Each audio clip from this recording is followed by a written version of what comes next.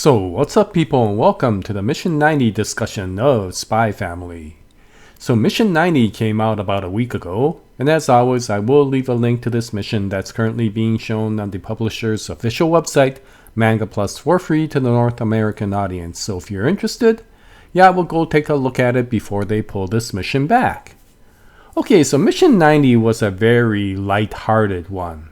Every once in a while, Tatsuya Endo almost feels like he's taking kind of a break, and maybe he's even giving the readers a little bit of a break after a relatively serious arc that he had recently, which of course was the Winston Wheeler arc. And you sometimes see these sorts of chapters where it really doesn't involve anything with regards to the main story, but it's always fun to read. You've seen this in the past, such as when Frankie was asking Lloyd for advice on how to approach girls, or Yor when she was looking for a cat. And in this chapter, it's kind of similar in that way. These are types of stories that you often see in a lot of situational comedy sorts of mangas. Things like Doraemon or Sazae-san. And the story here is also something that you often see in many other mangas, where the main characters come up to a person who is lost, and there's always some comedic situations during the time that they try to get that person back. And although this was a very wholesome and funny chapter, it also, for me, brought a little bit of sadness because of the character that came out. Although the chapter never mentions this, there is some implication of dementia to the lost character, and since some people close to me have passed away due to dementia, it always brings up a little bit of sadness when you see chapters like this. Now, this isn't a criticism to Tatsuya Endo. I think it's always useful to bring something like this up, and it shouldn't be hidden. But it does hit a little bit of a sad point for me whenever I read something with such a character inside. But in any case, this chapter starts out with Yor and Anya and Bond going to their favorite park to have a good time. And it is there that Anya overhears a conversation with regards to two kids who find a very suspicious old man nearby. And because of the suspicious sort of things that he's doing, they start wondering if he may be an enemy spy. Now, of course, when you say enemy spy, it immediately triggers Anya's curiosity, and she starts looking into seeing what this person is thinking about. And when she does that, she finds out that the person is lost. And though Anya kind of ignores this gentleman in the beginning, their paths cross during this chapter a bit, and because of that, Anya has a hard time ignoring him. And with the conversations going to some comedic points, such as the gentleman apologizing to his wife that he may not be able to survive before he could find his way home, Anya and Yor take the responsibility of finding this person's home again. And of course, Anya once again looks into the mind of this gentleman, thinking that maybe through her mind reading she can find out where he lives, but it turns out to be a failure because all she finds out is just random bumbling thoughts that this gentleman is saying. And of course, this basically starts the entire adventure, which is this entire chapter with regards to them trying to find this gentleman's home. They find little clues such as a grocery note in his pocket, which reminds him that he had to buy some groceries.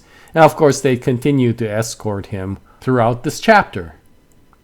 And there are some key points during this chapter that come up. One with regards to how this gentleman remembers how this area was during the war and how much it was destroyed. And it does give the readers a little bit of a glimpse onto Ostania's side. This old man is from Ostania, and of course we got to see the devastation that Ostania did to Westalis through the eyes of Lloyd, or little Lloyd I should say. But in this case, of course, what we find is that an equal amount of devastation occurred to the citizens of Ostania. And it does go to show that this wasn't a one-sided war. The citizens of both countries paid the price with regards to the amount of devastation that happened around them. But as they continue on with their adventure of trying to find this gentleman's home, I don't know if it's senility or, again, indication of dementia, but he starts just going completely off the wall and finds a fountain in the middle of the park and thinks that it's his bath and almost tries to take a bath in it, as well as a point where he actually guides them to a mafia hideout, thinking that that's his home. And thank God it was Yor that was escorting them, or they may not have been able to get away from them. Now, luckily for the mafia people, Yor was too busy carrying Anya and the old man away. Had she been alone, I would feel very, very sorry for the people who tried to shoot her. And eventually, as this keeps on going, the old man becomes very thankful for Yor and Anya's help. And he decides to show his appreciation by treating Anya to a treat. And at this point, we get another part of the story where Yor is having a little bit of a retrospect. And she realizes that Lloyd, Yor, and Anya, all three of them, have lost their parents. And because of that, they never really knew their grandparents. Now, from Yor's perspective, it never really affected her.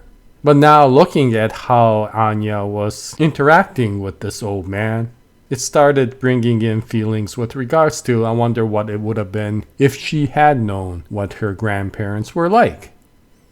And eventually they get to a point where Bond finally catches the scent of the old man's trail. And excitedly they all go to see if they can find the house. And eventually the old man recognizes a place and says, "That is exactly my home," which Yor looks at with very much skepticism because the place he's pointing to is their own residence. It's the residence of the Folger family. But it does turn out to be correct because his wife Barbara comes out. And it turns out that this old man named Sigmund and Barbara just moved in next door to Lloyd, Yor, and Anya. And Lloyd just turns out to be helping them, mostly because he always wants to get intel with regards to anybody who moves nearby them. But the friendly gesture, of course, brings them closer. And with that, this chapter ends with builds to introducing themselves as the next door neighbor, and it probably will indicate that these two people will come out more in the future. So I guess this is an introductory chapter, but it was a relatively wholesome chapter. Nothing really major happened into it, but once again, it's one of those kind of relaxed sort of chapters that happens between the major arcs that Tatsuya Endo often has. And what was pretty funny was the kind of the intimate relationship that these two people had gave very interesting indications to Lloyd and Yor with regards to their relationship. So yeah, it ended pretty funny, and I enjoyed it for what it was.